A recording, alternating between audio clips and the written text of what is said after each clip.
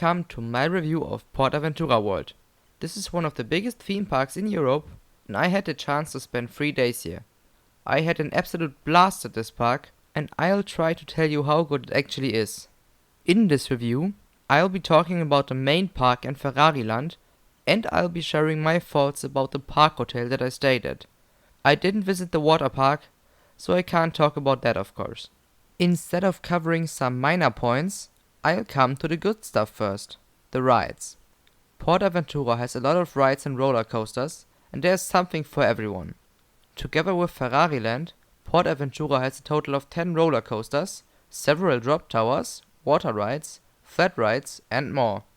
With so many attractions, this park requires you to stay at least 2 days to actually appreciate it, even on empty days.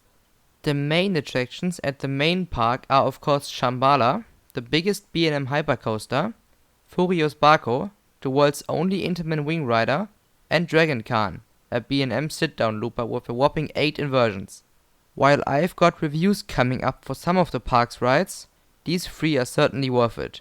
Additionally, there's Stampeder, a fun dueling wooden coaster, Huracan Condor, a drop tower with a literal roof, and many water rides. I did however skip Street Mission, the park's Sesame Street themed dark ride. If that wasn't enough, there's also Red Force over in Ferrariland, which is Europe's tallest and fastest roller coaster. It might be short, but it provides an amazing adrenaline rush.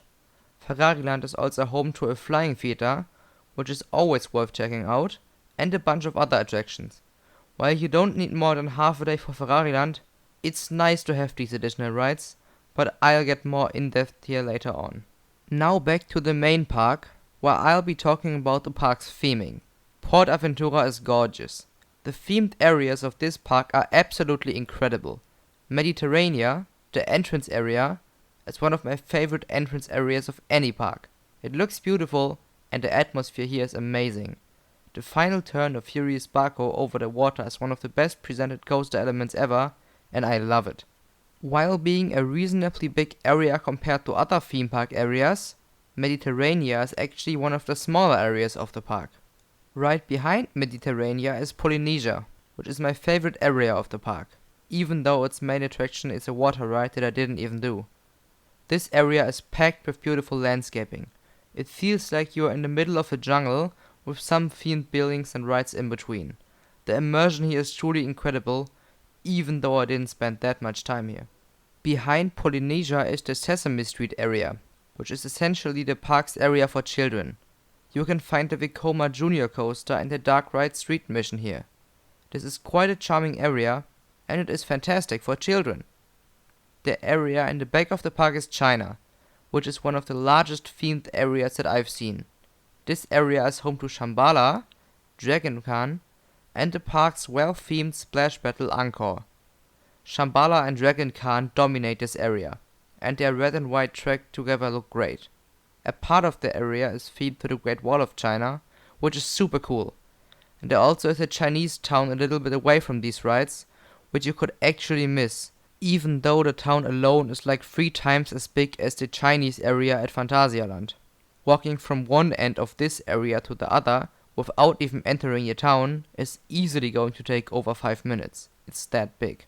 Next to this area is Mexico, where you can find the park's drop tower as well as the mine train. While this area is smaller than the Chinese one, it's still separated into 2 parts.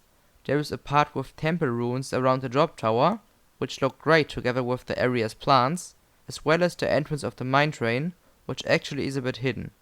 The second part of this area is a small Mexican town, which felt like a more detailed version of Walibi Holland's Mexican area. Last but certainly not least is the park's western area, and this one is colossal like the Chinese area.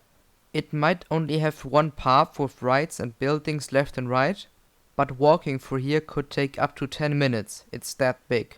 The main attraction here is Stampeder, the dueling CCI Woody, but you also got the family CCI Tomahawk, the log flume, and the rapids right here. The area stretches out from one end of the park all the way to the entrance area. It's crazy. This is my second favorite western area just behind the one at Knott's Berry Farm. Now let's talk about Ferrariland. As a single park, it is very small.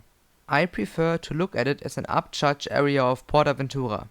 The mix between the modern red and black buildings and the classic Italian ones looks really good, and despite already being 5 years old, Ferrari Land still feels brand new.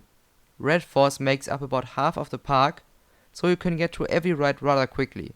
But outside of the rides, there's also a small exhibition inside the main building, where you can see Formula 1 cars from different ages. There's also a bunch of other Ferraris spread throughout the park, so there's quite something to look at. Theming wise, my highlight were the recreations of famous Italian buildings like the Colosseum. All in all, PortAventura is an incredibly well themed park with some great attractions. Because of that, I highly recommend visiting it.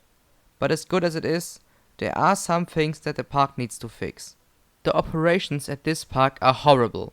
Some rides like Furie Sparco and Shambhala, which usually get the longest lines, have a dismal throughput. Even with 4 operators, these rides often have many delays.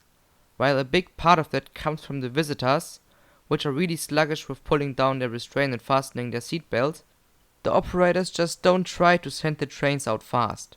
Because of that, you're gonna be stuck on the brake run for a while, especially on Shambhala, because stacking is guaranteed here.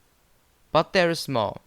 The park has a fast pass system, which, depending on the day you're visiting, does get used a fair bit. Because of this, the fast pass priority at PortAventura is very high. On my visit, about 40 to 50% of the trains got filled with fast pass guests. This cuts the throughput of the normal queue line nearly in half, which just isn't good. That's why you are likely gonna need a fast pass yourself on at least one of your visiting days, because you could get stuck in a queue for a really long while otherwise. And yet, there is more. If you're waiting for a ride without a fast pass, and the line is just somewhat long, you are gonna see line jumpers. The GP at this park skip lines a lot, and sadly, the park doesn't do much about it. Outside of the park security kicking some line jumpers out once in a while, the amount of line jumpers I saw was crazy. While the crowds on my visiting days might have caused this issue to be even more extreme, it certainly shouldn't be happening, especially not at this rate. I'm also not a big fan of the way the park opens the rides. Within the first 90 minutes after opening, the rides open at different times, which doesn't help with shortening the lines. Instead of letting the crowd split up, the separated ride opening times cause the rides that open early to have long waiting times from the very beginning. One thing the park does do well is the closing of the queue lines. The line of every single ride closes exactly when the park closes, which is really good, as it allows getting one more ride in before the day ends. During my visit, I slept at one of the hotels from the park, Hotel Gold River. This western-themed hotel was amazing.